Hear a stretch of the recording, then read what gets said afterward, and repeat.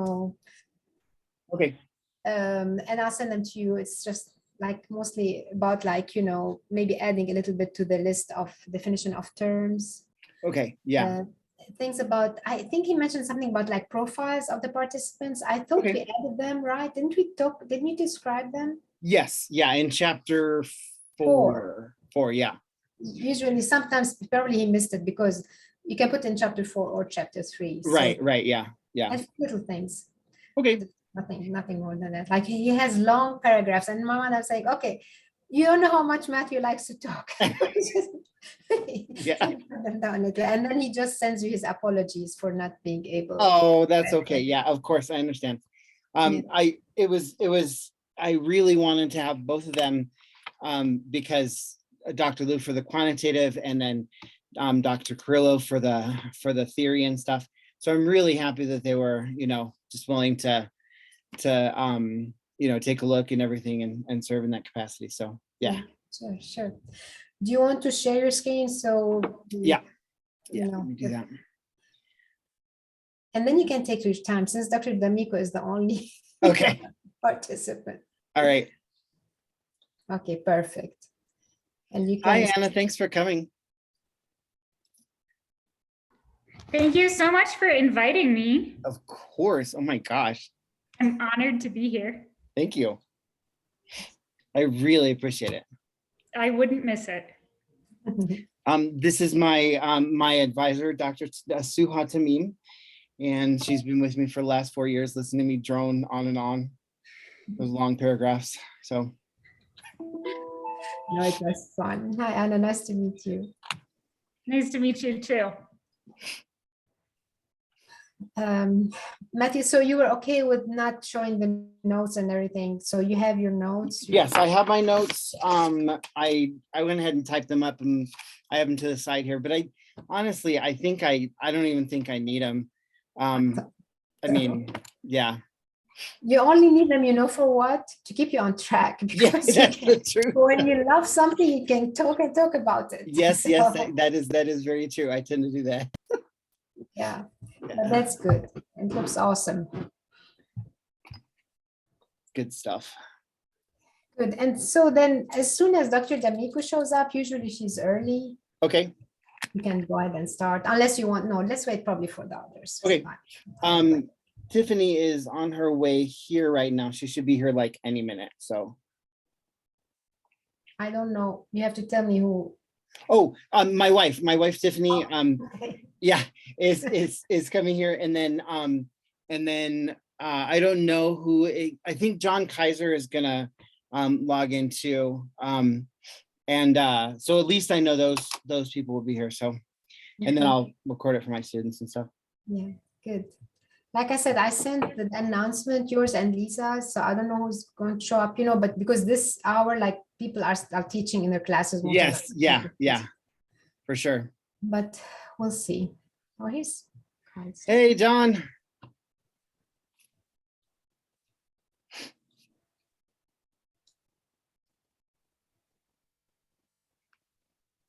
Hey, John, thanks for being here.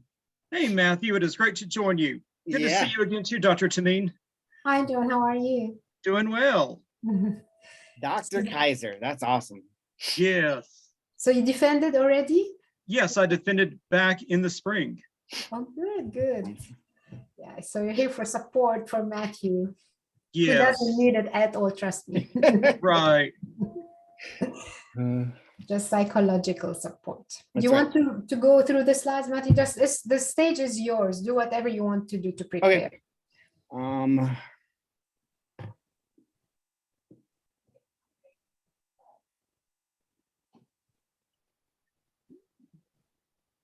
I think I caught everything. Hi. Oh my gosh. Oh my gosh. You guys. They brought balloons and flowers and oh, we don't know the outcome yet. Oh, Matthew, come on. Yes, we do. Tiffany tired of you. Right, yeah, that's right. Tiffany said you're tired of me. So. She's ready for you to graduate. That's right. That's right. Are any of the kids going to join us? Or are you in the office, Matthew? I'm in the office. Yeah. But they may join, but many of my speech students who I'm recording this for are actually high schoolers, are concurrently enrolled. So they are so they have classes this afternoon. So Yeah. yeah. I know, but it's going to be good. That's right. It's going to be good, I'm saying. It is. It's gonna be fun.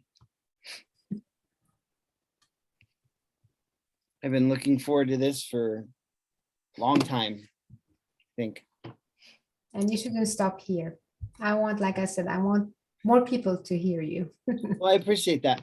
Oh, I noticed that there was a clinical assistant professor position that was just posted not too long ago. At university, Yeah. we In- filled that one. So Oh, did you? Okay. But I don't know. It probably if we are looking for another person. Oh, okay. Yeah, I had seen that too. And Matthew, are you talking about the one that was more STEM? Yes, based that was the one. for the online was the one. STEM program? Yeah, Yeah, I noticed that too. yeah. Yeah, no, then probably this one probably is still open because we just hired one for curriculum studies, Dr. Becky Morgan. She's really good. Nice. Oh, she would have loved. I wish I should have invited her to your session because she's into this, like all the social justice kind. She speaks your language very well. Yeah. Because you are above my level, Matthew. No, Oh, Yeah. no, that's very sweet, but no. As I was going through the research on cognitive load theory, and there was a study done. It was 2008. Actually, he's one of my favorite YouTubers. Derek Mueller is his name. He's a science educator. He runs this channel called Veritasium on YouTube, and he's fantastic. And he's done his doctorate is in science education, and his focus is like multimedia and cognitive load. And so he had this study where he compared this one particular design that like activated the activated cognitive load, or the like germane cognitive load. And then he did another thing where he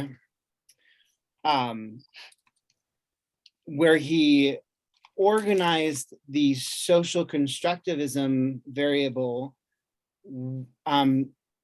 to where he could present the multimedia, and it essentially functioned as activating prior learning, because the observational nature of learning, Vygotsky's observational stuff, I thought that was really fascinating to see that intersection between social constructivism and cognitive load theory, and so I definitely want to go down that road a little more. So Good. yeah. And here's Dr. D'Amico. Hello, Dr. D'Amico. Hello. Hello, Hello. thank you so much for being here. I appreciate it. Absolutely. It's just you and me. Dr. Carlo couldn't come, and Dr. Lou also, she said her family is sick. I hope they're Yeah. okay. Oh, yeah. Oh, no. Yeah. Good So to see you that- again too, Dr. D'Amico. You too. Matthew, it's up to you. Do you want to go ahead and start? Yes, let's Yeah, do it. 2 more minutes. Yeah, let's do it. I've got let's see who else joined. Rich, thank you for being here. Johanna, thank you for being here. I really appreciate it. Got some colleagues here. I especially want to thank, of course, Dr. D'Amico and Dr. Tamim. Dr. D'Amico was really instrumental in my development of my qualitative sensibilities, which is why I specifically wanted her on this committee. And Dr. Tamim the best mentor I've ever had. She's demanding, and she will tell me when my stuff isn't good enough because she knows I can do better. So I really appreciate it. And thank you, of course, to my colleagues and friends and students who are here. Appreciate that. So this is called It Takes One to Know One. Authentic Learning and Multiple Literacies in a 100 Level Technical Writing Classroom. Very exciting stuff. So this is a general outline of what we're going to be taking a look at today: problem of practice, some of the underlying theory, methodologies, things like that, the results, the themes. There's a portion on the unexpected, which was really exciting for me. And I'll talk about the triangulation, the action plan, and then what's going to happen next, and then some of my final thoughts on this. So I want to first talk about the problem of practice. For those folks who aren't familiar, the problem of practice is something that is we pursue in this kind of a doctorate to really get at the intersection of theory and praxis than in the classroom. And so we select this problem and we refine the problem and we identify the problem, and then we work to solve it in this research scenario. So one of the first things that I noticed as I was thinking about these things, I've had about 15 years of teaching experience here in my town. The pseudonym that I use is Ciudad, Colorado. And what I've noticed over my time here, I've taught in everything from kindergarten through college now. And I've noticed that there's generally kind of two pipelines that are sort of dictated by socioeconomic status and consequently dictated by race and gender and so forth. One of the pipelines comes from a school. Again, these are mostly pseudonyms. Beautiful Village Elementary, very high socioeconomic status. They're a direct feeder school, not intentionally, but sort of a de facto feeder school into Link Charter Academy, which is a middle school heading to charter high schools, and then to academic tracks at the community college or at the university. And the second pipeline, same part of town. We've got Baca Elementary, low socioeconomic status. The rest of the schools in the district are also low. And then those students are quite often funneled into vocational programs and then community college vocational programs. And of course, this isn't to disparage those vocational programs, but what I noticed was that the quality of education is dramatically different.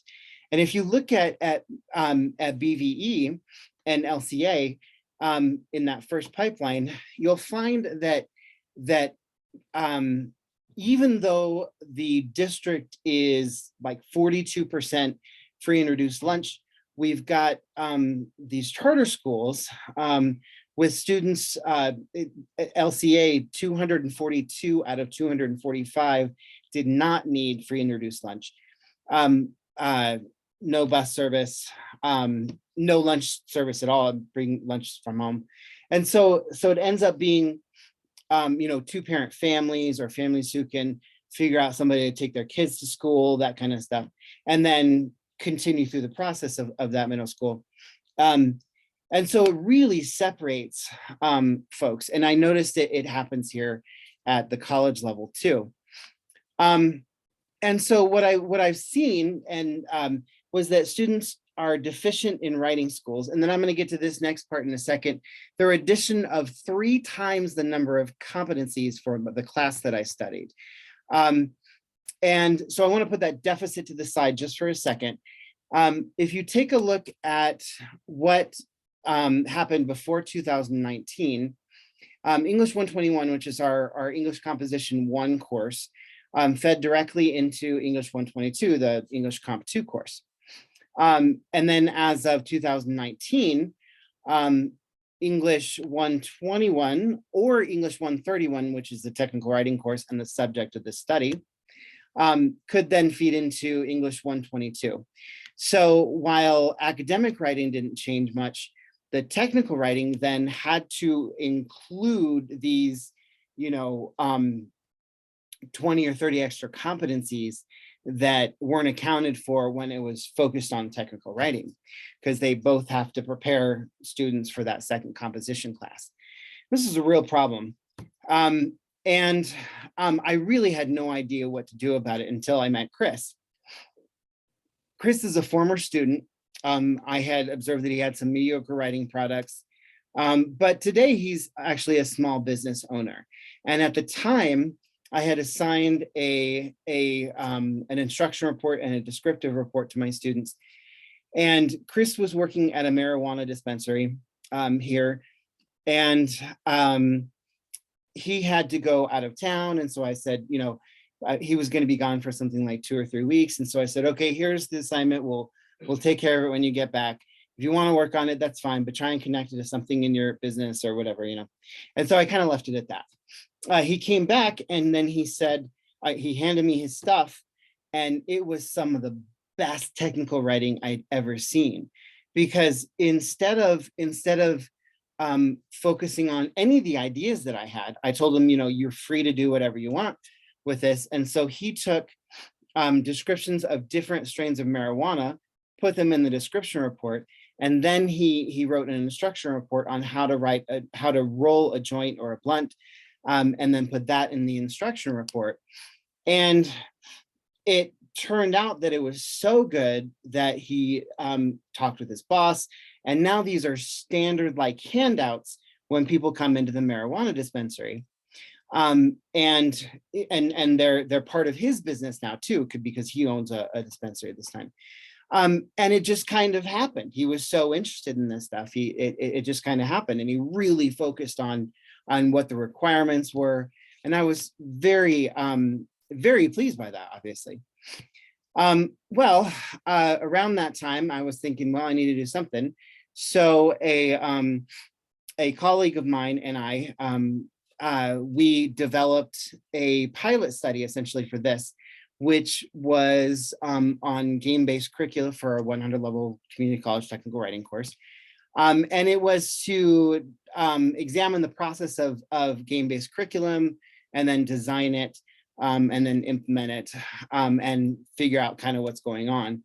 And what we discovered was that they were great for engaging students. So we got that part knocked out, but they didn't have any real statistical significance on statistically significant effect on any outcomes, which was unfortunate.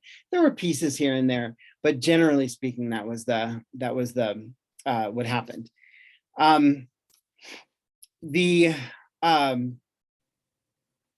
So that was the pilot study that Liz and I did, that was accepted for presentation at the National Council of Teachers of English, and very excited about it. Even though we didn't have very many positive results, we had something to work with. So moving back to that deficit thinking piece, I had observed, okay, these students are deficient in writing. And as much as I tried to, I couldn't break out of that deficit thinking mindset with these students. And in fact, upon reflection, I mean, I was part of the problem that focused on these two pipelines that said, okay, these students in that second pipeline are going to be deficient. And why are they deficient? Well, when we take a look at what happens, the problem of practice being students performing at low levels, this can be explained by, in terms of deficit thinking, inferiority, inability, immorality even. And this is codified almost in institutionalized ideology. And that leads to the status quo, because then we have these things, well, they're going to be stuck there, they're going to be doing that stuff, it's really their fault, that kind of stuff. And so we have that repeated reinforcing loop. However, if we take a look at some of the things that can counter that, counter narratives do an excellent job for that. So if we take the same problem in practice, students performing at low levels, and we explain that instead of their moral or inferiority or intellectual deficiencies. We explain that by examining issues of power. We promote reflection in the classroom. We promote transformative change. We promote action. That can then lead to recognizing literacy practices that are different from those that they gather in school. So they're multiple literacies. They're outside of class literacies. For this particular study, then it's facilitated that recognizing those literacy practices is facilitated by authentic learning, problem solving, group communication, by authentic learning. And those facets there are problem solving, group communication, inquiry, and then student choice. And what that leads to is the use of those student literacies within a social constructivist framework, which we see embedded in authentic learning. So if we take a look at those four areas, again, we've got problem solving, we've got inquiry, we've got group collaboration, and we've got student choice. And this definition comes specifically, there's lots and lots of different definitions of authentic learning, but I chose a specific one from the Journal of Authentic Learning. And so that's what I'm using here. My research questions that I wanted to study, did I go back? And my research questions, what is the effect of authentic learning on the competency levels of the technical writing of vocation education students in a first semester technical writing classroom? And then the second one, the more qualitative one, how do students perceive the authentic learning experience in a first semester technical writing classroom? And for that, I had 3 sub-questions. How do they direct their learning? How do they interact as a group? And then how do they approach the problem-solving aspect of authentic learning? The purpose of my study, of course, this was an action research approach to a convergent mixed methods design. And a convergent mixed methods design essentially takes the qualitative and it takes the quantitative and it examines them separately. And then it puts them together to see if the results confirm or disconfirm each other. I think I actually quoted Cresswell and Cresswell there. And you know what I'm talking about, John. So to see if those findings confirm or disconfirm each other, and then we get a more holistic understanding of what's happening in the study. The theoretical framework for this comes next. I'm going to try and zip through this part because what I really want to share is coming up in chapters 4 and 5. But this is super important, obviously, for the theoretical foundation, for the theoretical framework and the then conceptual framework. So the idea with this, with multiple literacies, can be summed up in this this image here, this graphic. So this graphic, of course, we've got school, right? And school, in school literacies, we've got this stuff that belongs to the school and it goes to and from the school. But that's not multiple literacies. When we do multiple literacies, when we talk about multiple literacies, we're talking about the students on the bus, the students in the school. We're talking about gathering what they know and what they understand and bringing it into the classroom and figuring out where that intersects with those in-school literacies. There's also social constructivism with all that implies, and especially that social learning, the construction of knowledge and so forth. And then we have authentic learning as a facilitator of social constructivism.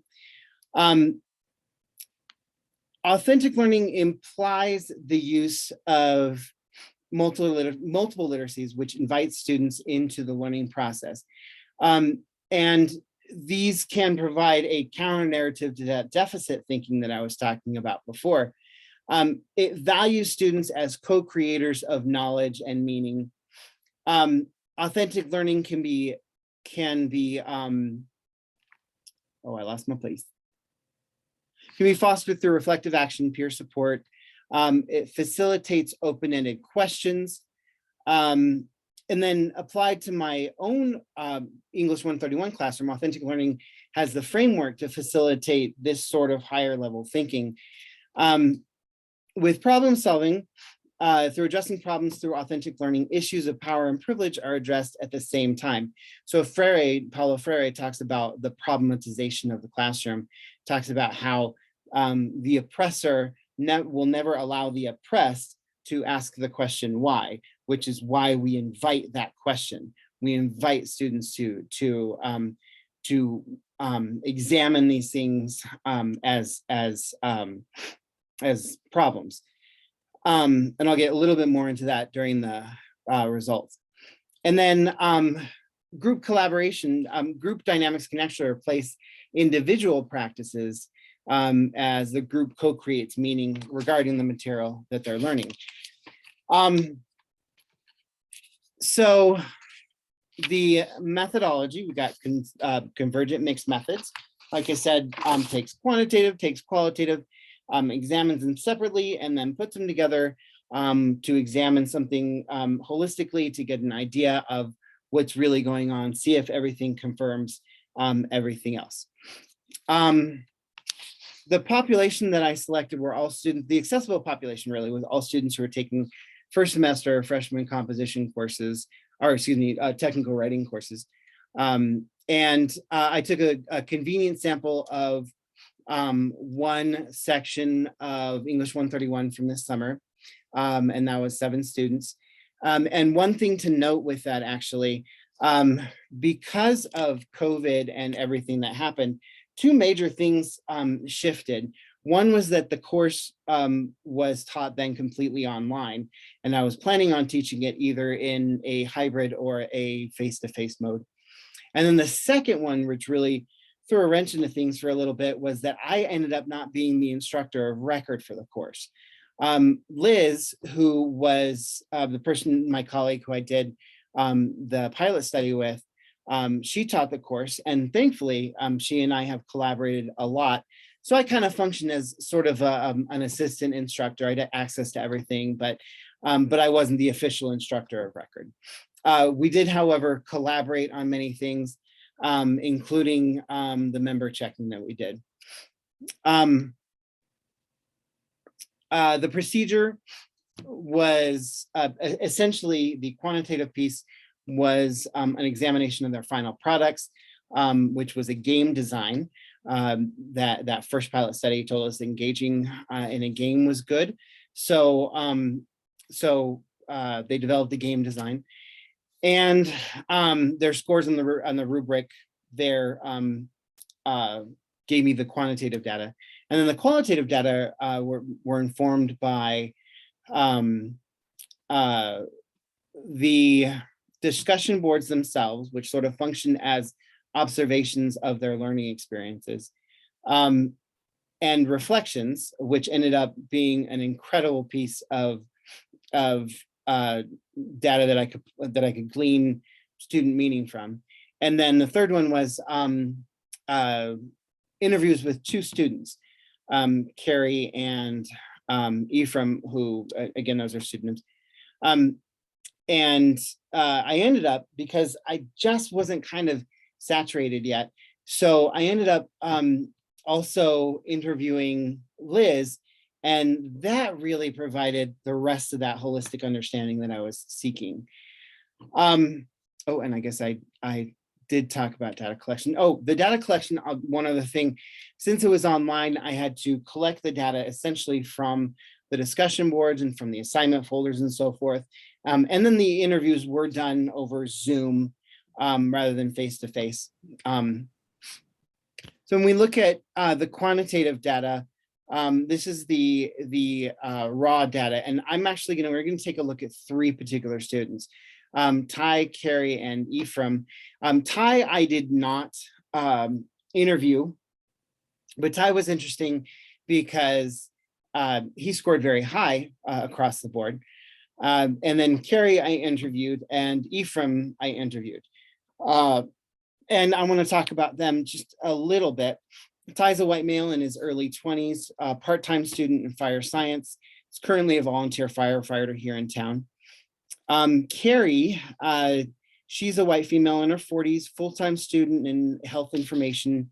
So two very typical students in terms of the kind of demographics that we get in this classroom. She's fairly quiet and succinct. Actually, she was very quiet in her interview, which was a little bit concerning to me at the time because I was trying to get all that data. And then Ephraim was hands down my most interesting interview, I think. Ephraim is a white non-binary person in their early 30s. They are a part-time student in industrial technology maintenance. And chatting with Ephraim was fantastic. He did not score, terrifically on the rubric, but when I examined his qualitative reflections and interview and so forth, there was so much meaning that was embedded in there. And then also, this was it. PowerPoint has these really fun like pictures where you can like put them in different poses and stuff. So I had a lot of fun with this. So this is my Ty picture and my Carrie picture and my Ephraim picture. And then of course, Liz. I think that's a good likeness of Liz. Liz was the instructor of record, of course. And so the sub questions for the qualitative question, Ty thought, or how do they direct their learning? Ty thought that inquiry work was fun, but that he could have used some more direction. The project, he said, was a little bit simplistic. This image actually comes directly from his game. And he had a little bit of trouble also with student choice and student inquiry and defining those two and keeping those two separate. And that actually turned out to be my fault, which I'll discuss in the reflection in a little bit. He thought that it was too simplistic, and it really wasn't. I want to give you an example of his writing. He said, Fly Through was designed as a skill-based game for everyone in all ages. The way we accomplished this was by creating a variable difficulty level system. The higher the level of flight, the harder a game gets. This allows everyone to have a good time without making the game too hard, too fast. You'll notice these backgrounds during the flight are based on real places across the world. During these flights, you'll have to navigate canyons through cities and under bridges. So this type of very succinct descriptive writing is something that was developed over time with Ty. It was very exciting. On the other hand, Carrie was not a fan of the inquiry process. She said that she didn't really understand, she said that she did understand the necessity of the process, but that it absolutely wasn't fun. And in fact, I think her exact words were something like, I said, so it was fun for you? And she said, no, it wasn't fun, but I get it. Like, I see why you did this stuff because it's useful, even if it's not fun. And that for me was kind of the dividing line between, is it meaningful or not? So she found so much meaning in there, even though it wasn't fun. I talked to Liz about this whole student-directed thing, and she and I both agreed that the more student-directed choices we can offer, the better. And which is one of the reasons actually that I focused on the game design. They basically have free reign within those, but the problem with that is that their choice wasn't well scaffolded. In fact, their problem solving wasn't well scaffolded either.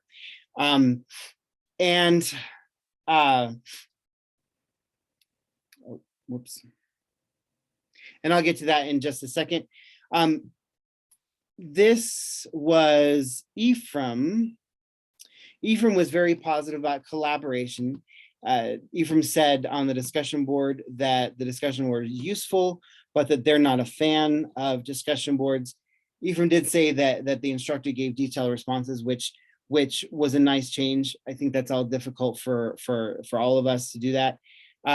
Well, this is great info. When I brought this up to Ephraim in our interview, the conversation kind of shifted, and we started talking about code switching. Actually, Ephraim's sort of observation / complaint was that they wanted to speak naturally and speak in the way that that was natural for them.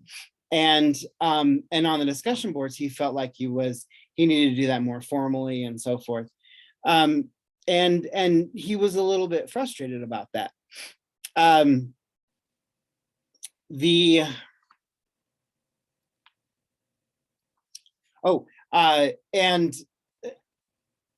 when I kind of pressed them on that,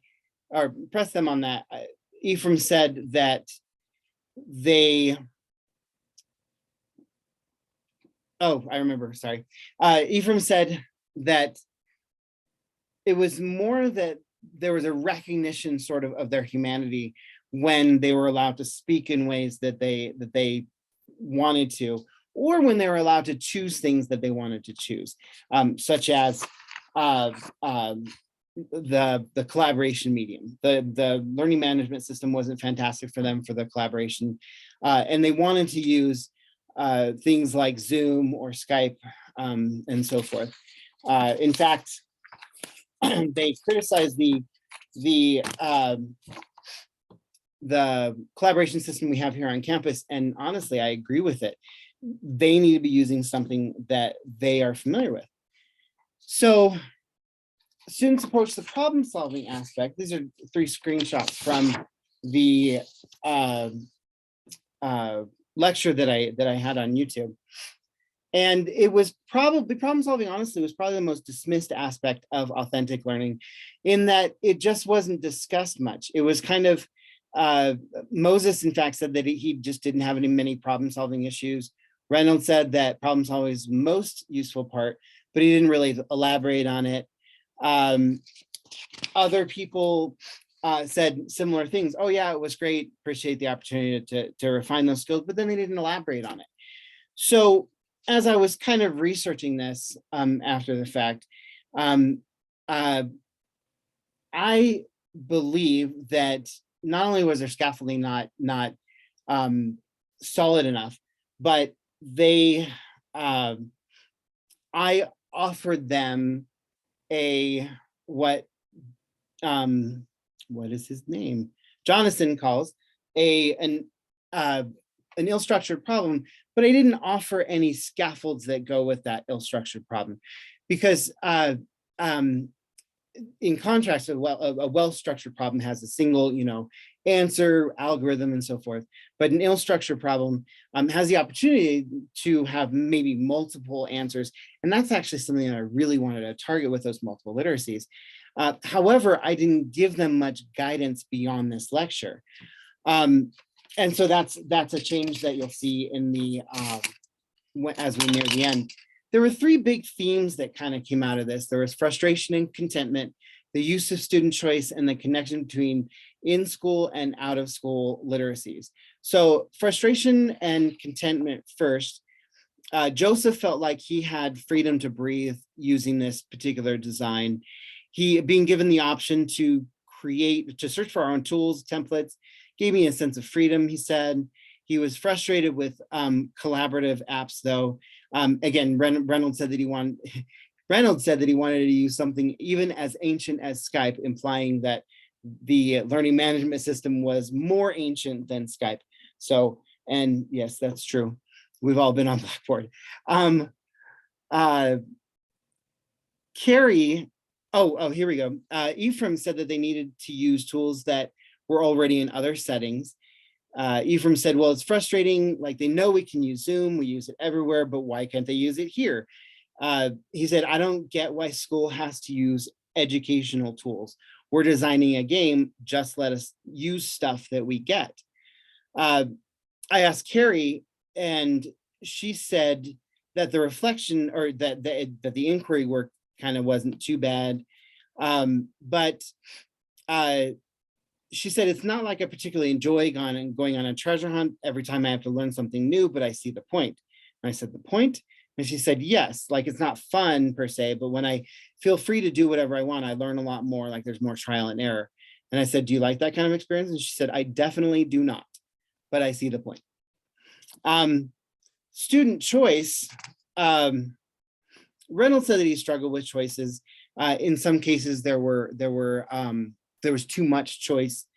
Moses said that he liked the aspects of student choice, the gameplay project, the specific things that they did to kind of nurture that.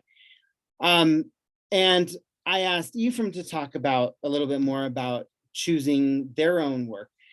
And Ephraim said that it was like, Ephraim specifically said actually that it's like what I was saying before. I said, like with giving you freedom to research. And Ephraim said, right, but there's a trick to it. I said, how so? Ephraim said, well, there's one kid always bitching. Can I say bitching? And I said, yes, you can say bitching. And he said, you're all right, Neely. That's what I'm talking about. Why can't I talk to my normal self? Why can't I talk like my normal self in class or on discussion board or something? I said, is that important to you? Ephraim said, I mean, I got to speak all straight and white. I mean, I know I'm white, but I didn't grow up talking like that, you know? I said, so you're saying you want to, Ephraim said, just be myself. And in classes, I always feel like I'm hiding a piece of that. You feel me? And I said, after a little bit longer pause, I said, you know, I think I do, because I identify as genderqueer as well. And Ephraim said, damn, I knew it. And Ephraim specifically asked me to communicate with my audience that conversations like this, like we had just had, were important to them. Actually, Ephraim said, important to people like me. And I said, non-binary folks? And Ephraim said, well, yeah, but even more basic. I mean, students, just people in general, I guess. So the human side of that. And actually, Osario, researcher out of Michigan, I think, discusses how the use of multiple literacies can humanize students when they have been dehumanized. And then we have the connection between in-school and out-of-school literacies. And this is one of the most exciting things for me. Some students had a great deal to say about what authentic learning and how it connects to their lives. And I did discuss the problem-solving aspect with the ill-structured and well-structured problems. I did want to mention that something I mentioned actually before we started, that I came across a researcher who talked about how to reduce some of the extraneous cognitive load and increase some of the germane cognitive load within and have it apply to then social constructivism. That's actually going to be a piece that I'm going to add to, or that I have added to my reflection on the problem solving aspect, so that I can get a better handle on the instructional technology theory that is behind that. Reynolds said in this case that many of the students said that they were appreciative but unconcerned. Reynolds said that problem solving was useful and he always needs practice and tips.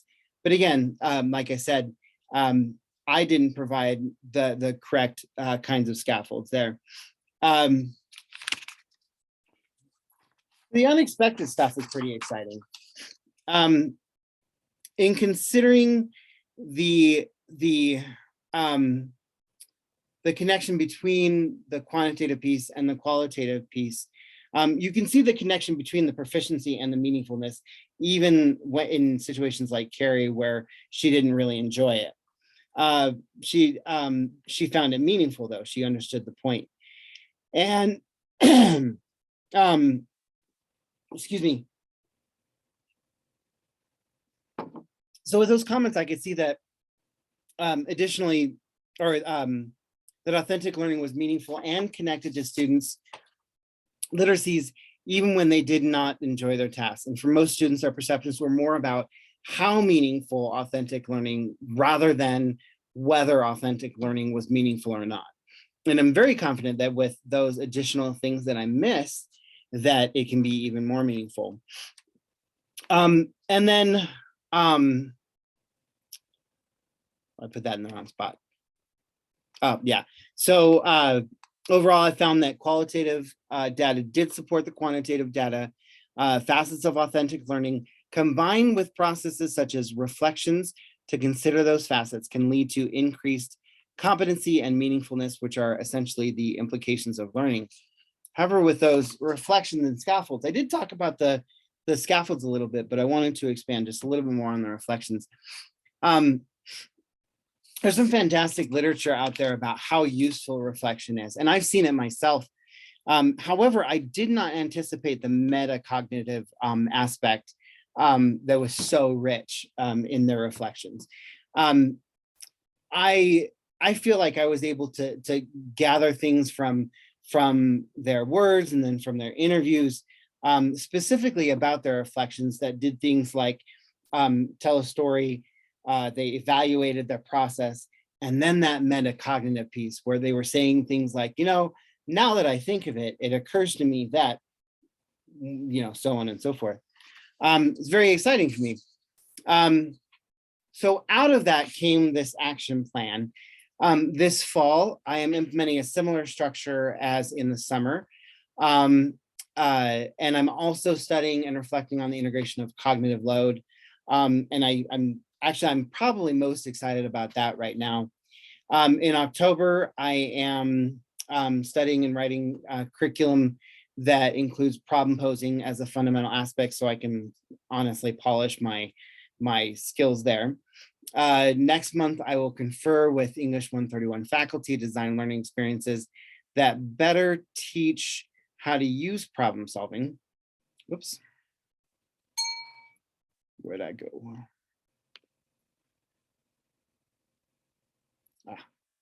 Now I can't move my Zoom screen. Oh, well. Oh, there we go. Confer with English 131 faculty, and specifically in those areas of authentic learning that I want to better address this time around. And then at the end of the semester, conduct interviews and reflections just like this. Then also design spring 2022 curriculum to match results from December.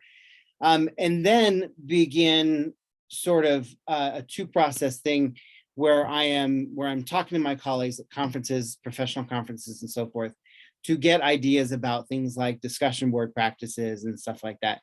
So I'm not just relying on research-based practice, but I'm relying on what Burke calls practice-based research. Then I integrate those results with the curriculum to implement a sense of multiculturalism in accordance with the sensibilities and goals of the institution. That's a longer project that we have actually had in the works for about a year now. And it intersects with this nicely. And then to be honest with you, I need a better personal system for grading where I can ruminate for a time on student work, because when I went back to their work, I noticed different things that I might have scored a little bit differently had I had the time and opportunity to kind of extend that. So implications for further practice.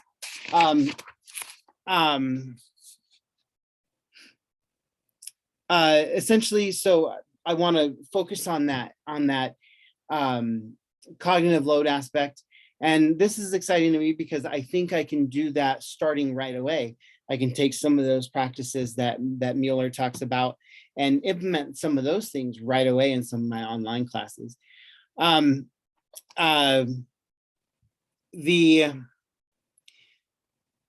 second major thing that I need to do is I need to do something about the discussion boards.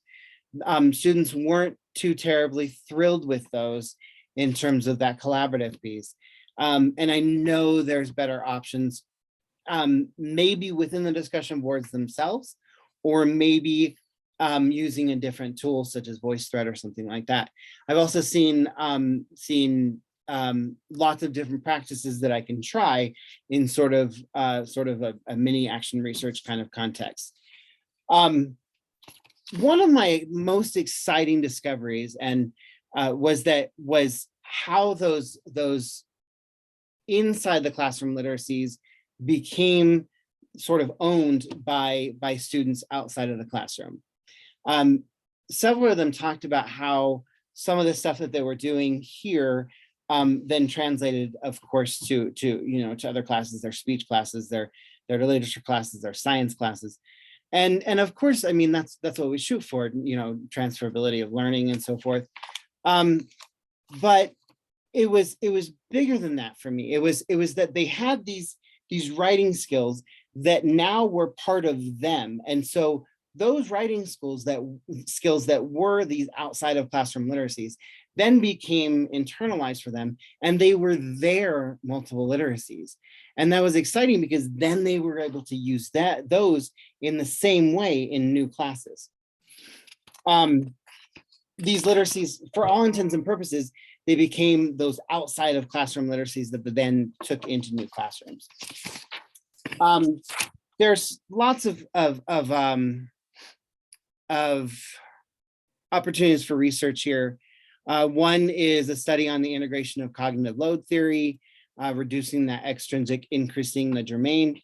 One is the complex, I think, existence of discussion boards and what we can do to better meet student needs in those sort of text-based discussions. And there's lots that we can do there. We can take a lot of the outside of classroom literacies, even things like TikTok and YouTube and so forth. And then I also want to examine, Dr. Liu brought this up actually in her comments to me. I want to examine how this sort of structure occurs in a face-to-face classroom versus an online classroom. So we had to scramble and make it an online class. And now I want to do the same thing and in the face-to-face classroom. So final thoughts. I truly believe that one of our greatest challenges as educators in this generation is to figure out how to manage multiple modalities regarding, whoops. I'm so sorry. Okay, regarding multiple modalities, regarding learning, each of which seem to demand our full attention. Teaching online is not the same thing as teaching face-to-face, which is not the same thing as teaching hybrid or high flex, or I think hybrid high flex, they're calling one of them. On a daily basis, I get frustrated with technology. I get frustrated with not having a moving camera. I get frustrated that classes get changed from online to face-to-face, back to online, sometimes in the same week.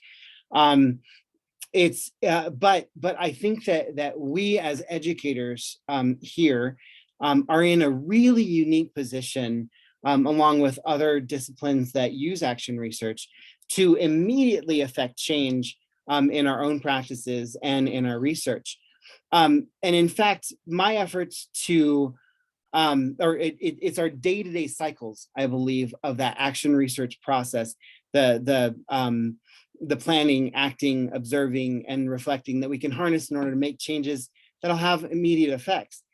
My efforts to view education as a way to understand other people is actually predicated on the fact that I have to change what I do on a moment-by-moment basis to meet my needs, the needs of my students. It integrates my faith, it integrates my gender, it integrates my sexuality, it integrates my ethnicity, and all of the other intersectional identities of my students, including as scholars of writing in general and technical writing in particular. And what I do with the rest of what I have left of my career is a direct result of the values that I've developed as an educator, but also what I do is a direct result of this study. I'd be remiss if I didn't recognize how I grew and changed over the course of this study. It's forced me to take a look at not only my praxis, but also at myself and the ways that I interact with people. I tell every class on the first day of class that my goal for them is to become better people and then better writers, and also to take something concrete with them to the next classroom. This is what I want for myself as well. And the complexity of thinking about how to address all of these nuanced issues for me has been life-changing. And I appreciate the opportunity to do all this. Thank you so much. Thank you, Matthew. I probably, wow, I'm sorry about the time. I didn't have my timer and then I was like, yeah. So Yeah, we practiced for 30 minutes, but here you are. there I am. I think you said cut out a few minutes and I think I did that, but then I tacked on more. So. That's okay, it's all good. So I just will leave it now up to questions. Dr. D'Amico, it's only you, and then please, other people also have their question, but Dr. D'Amico, please go ahead. Sure. Matthew, this was quite comprehensive in what you learned. I really like how you really brought it back to your own practice and the scaffolding and looking at cognitive load, because those were all the things that I was thinking about when you were, especially with Carrie, and it didn't resonate with her. And, you know, some things were strong and other things were areas where she could work on. But one of the things I wanted to ask you in your research question one is overall, what is the impact of authentic learning on Sure. these competencies? And I saw that, you know, the average was a 3.4. Some students got 3, above 3. One student got a little below 3. Generally, are you happy with those scores? Are they relatable to previous semesters? Like, I guess I wanted more detail about, do you think that it impacted it the way you did it this time with the way it, you know, the first time you're doing it? What did you think? What would you say was the impact on those competencies?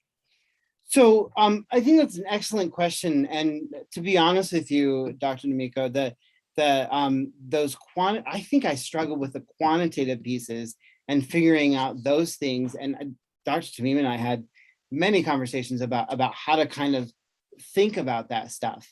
And essentially what I was comparing that to was what we had experienced in previous semesters. And we have this rubric that we've refined from the American Association of University, from the Association of Colleges and Universities. And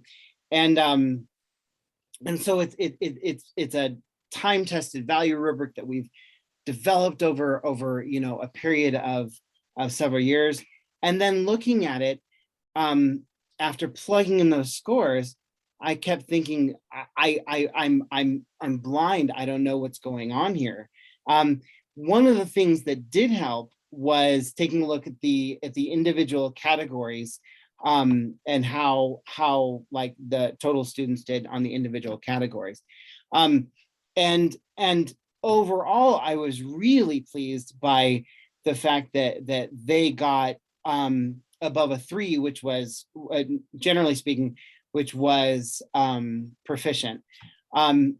However, especially with Ephraim, I ended up, I think my grading was not quite accurate, because if I had been able to talk to Ephraim while the class was going on, I would have just been able to make some tiny little changes and give them some tiny bits of feedback, and they would have had this product that was, it still wasn't a bad product, it was still a decent product, but they would have had something that was so much more incredible. But I didn't harness the meaningfulness when it was really relevant or pertinent to do so. I did go back ethically. I felt like it was important for me to go back and regrade it and see what would happen. It ended up not changing their grade at all. But it did concern me that I didn't really know what was going to happen out of this. So because I was, even though we had piloted the rubric, even though we had tried all these little things together, it felt a little less, sorry. I feel like I got so much more out of the qualitative aspects than the quantitative aspects. And I really want to dig down into those quantitative aspects. Dr. Liu actually also mentioned that the wording of my first question, she said that it could be better worded as something like, maybe more accurate to state that what is the student's authentic learning status in terms of competency levels of technical writing and vocational education students. And I think that actually would answer that quite nicely, because then it's not asking for, you know, for that difference from whatever mythical, you know, thing was before. It's just seeing what happens. And so honestly, as a researcher, partially it's a researcher issue, because I can refine my quantitative skills better. And then also we can look at the rubric in sort of a more holistic way. And that's kind of where I'm at with this right now. I'm still really thinking about it, but it is in my thoughts. So. Okay, great. Yeah. So and I think you're right. The qualitative results, the interviews you did with Carrie and Ephraim really add to, and it's interesting that, after interviewing Ephraim, you kind of thought differently about the way that they scored on the rubric. Right. And so that's, as we think about grading in general, I think that's something to consider of like when we're looking more holistically at the grading process. So I thought that was great. And again, that you had from these two students, one who it really didn't seem to resonate with, and then one who liked pieces of it and wanted it to go even more. So Yeah. the way you described their experiences and reported on theirs, that was helpful in thinking through your action plan and how you would do this in the future. So Good. That was great that you had the qualitative component to go with the competency scores. That was so exciting. And like I said before, like trying to dig into, figure out what's happening. I really credit you with a lot of that, because between you and Dr. Tamim, my thinking, my metacognition, I suppose, about qualitative data analysis has not just grown, but it's really shifted. And I mean, I have to, it takes time to reflect and process on this stuff. So yeah. Absolutely. Well, I thought it was a great study, and I had some minor things, but nothing major on the study. Cool. Thank you. Thank you, Dr. D'Amico. Matthew, you might want to stop sharing the screen because we're reading your emails. Oh gosh, I'm so sorry. I'm so sorry. Thank you. Yeah, that's interesting, Dr. D'Amico, what you said. When Matthew started, especially with his qualitative, analysis, and you can tell how deep he can go with his analysis. And there was so much to unpack. And I think he can still do 20 more pages of that and maybe come with another paper on that, because he can collect so much, he can see a lot through it. But there's so much time, and the dissertation had to be, right, limited. Okay. Other questions, John? Yes. So Matthew, Yes. you said that there were two tracks, essentially, of students coming into your college English classes. And the course that you did your study on, my understanding was that was mainly the vocational type Correct. of track. Okay. Yes. Because I was wondering if you had what you would call the top tier, the more academic type of track. I was wondering if you had any students in those classes, and if you'd considered any perspectives of the differences between the two different tracks of students coming into your classes. Well, yes, actually, that was one of the reasons why.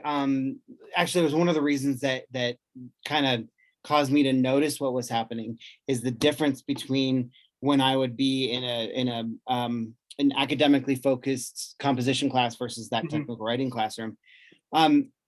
Some of the stuff that was really interesting, because some of the stuff that I saw was that individually they did really, really well in those academic classes, especially folks like my nursing students, who, and you teach a community college, and how focused, especially those students are in getting very high grades so they can get into those highly competitive programs and so forth.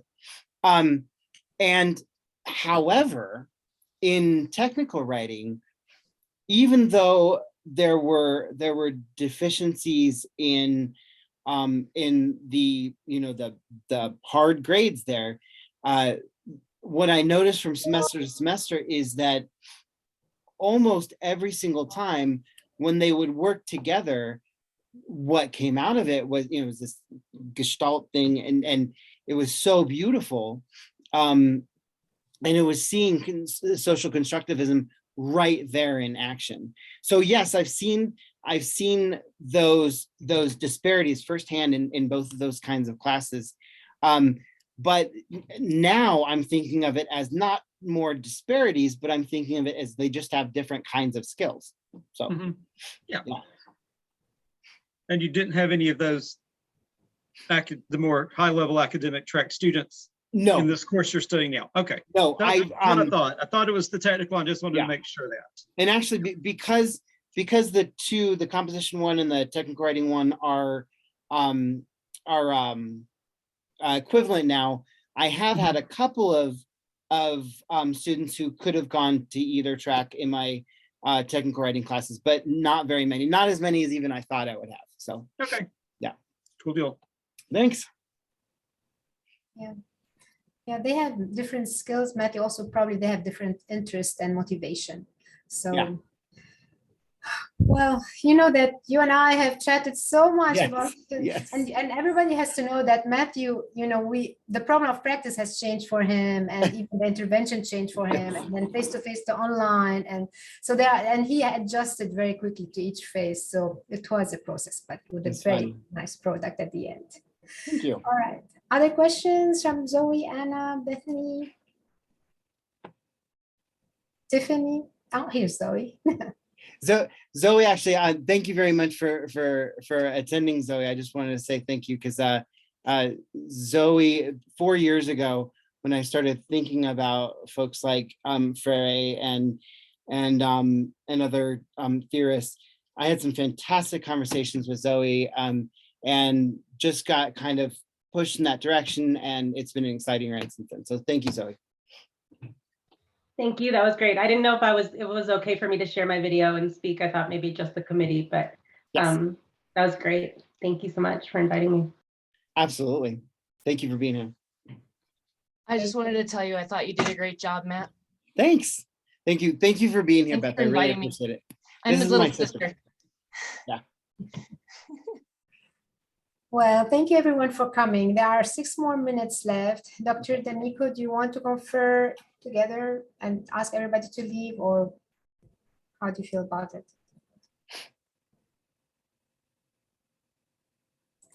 I think we're good to go as long as you've heard from the other 2 members. I did hear Dr. Curlew, he just had minor suggestions and he gave Matthew a pass. Then I'm good. I'm good. Pass. Congratulations. Congratulations, Dr. Sterner Neely. I'm so excited. Dr. Starter Neely. Oh, I'm not gonna cry. I'm probably gonna cry. Oh my gosh. Wonderful job, Matthew. I'm going to miss you, but you were going to stay know. in touch. Well, I'm hoping, Dr. Tamim, and also Dr. D'Amico, that maybe we can, collaborate and do some research together. I would really love that. I really would. So Well, your passion and commitment is laudable. So keep it up. Keep thinking. Keep working. Keep going forward with that Definitely. curiosity and passion. definitely. And we are an email away. And I'm sorry, I won't be able to attend your graduation. I don't know, Dr. D'Amico, will you be going to graduation?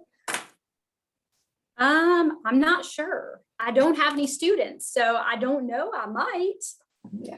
I actually think I'm not gonna go. I think we're gonna take a trip to Vegas instead. So 2 days ago, you were telling me you will not miss it for the world. Now Vegas. no, I know.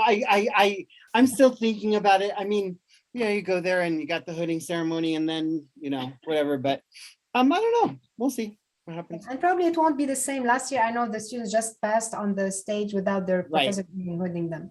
Right. So I don't know how it's Yeah. going to be. Yeah. So All right, Matthew, do you want to stay online and Sure. just maybe brief Yes. a little bit? Yeah. All right. Thank you Okay. everyone for coming. Take care. Thank you also for coming. Congratulations. thank you all so much. Okay, bye. You're good? Oh, do you want to be in here? I'm just gonna be a couple minutes. So if you want to get on, you can get on right now if you want. Doesn't matter. Okay, cool. All right. Yeah, he's finishing like in 2 minutes. Yeah. But if you need the room, I can grab a conference room or something like that. Yeah. You think that's okay? I think so. Yeah, I'll Patty? just, yeah, ask Patty and then, yeah. So yes, I have the signature and approval form. Do I need to send that to you? Send them, I would be the last one to sign it. Okay, Okay, so you rotate, so you put a list. So Dr. D'Amico, please sign first and then send it to Dr. Okay. Lou. Dr. Lou signs, send Dr. Curlew. Dr. Lou Okay. send it to Dr. Tamim. Sounds And then good. I'll send it back to you, or I can send it to Dr. Beckton. It doesn't matter. Okay, cool. Okay, all right. And I'll send you Dr. Curlew's comments that are very, very minor, like Okay. things here and there, things that you want to address or not. But when you do the revisions, just can you highlight them for me so I can Yes. look at them, make sure, and that, because I don't know what Dr. Lu, Yeah. the corrections that she- And I did do a couple of paragraphs that I wanted you to take a look at about the cognitive load. So I'll highlight that too if I can find it. So I'll have to tell you, if you get into this research, it's difficult, but you can, because how do you measure cognitive load? This is the thing. And there are lots Right. of articles, and how do you measure germane or whatever? So it's tricky, but it's very exciting. I love cognitive load. oh, I just touched the surface and it's so cool. But you're right. Mueller was talking about all these different ways that you can measure it, and oh man, it was neat. So I'm really excited about that. Okay, great. So what are your plans for this afternoon?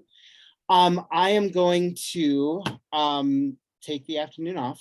Good. And I think we're gonna go have cupcakes and get some dinner, and yeah, so Good, excellent. I didn't want you to go back to teaching or doing okay, anything. yeah, else. no, I'm done for the day. Yeah. So Okay. All right, Matthew, excellent work. Although you went over like 45 minutes, but I am so sorry about that. I had no idea what my timing But the was. time passed, you grabbed the attention of everyone. You're a storyteller, and you are not you. I thought you got lost somewhere, like in certain I places. did, yeah. But you were able to catch up, and you grabbed everybody's attention because you're like I said, what you say is rich. It's not redundant, and you have a mastery of the Yeah. content. Yeah. So it's good. All right, congratulations. And Yeah, yeah, thank will you. I'll send you, my job is to send you the email of Dr. Okay. Kalu, and you will rotate the signature form and send Perfect. me the feedback of Dr. D'Amico and Dr. Perfect. Like, Okay. don't send me their email, just put the corrections with Right. Yeah. I gotcha. Okay. All right, Matthew. Okay, I should be able to have that to you tomorrow, probably. Well, enjoy your Okay. afternoon. All right, thank you. You're Great. welcome. Bye. Bye-bye.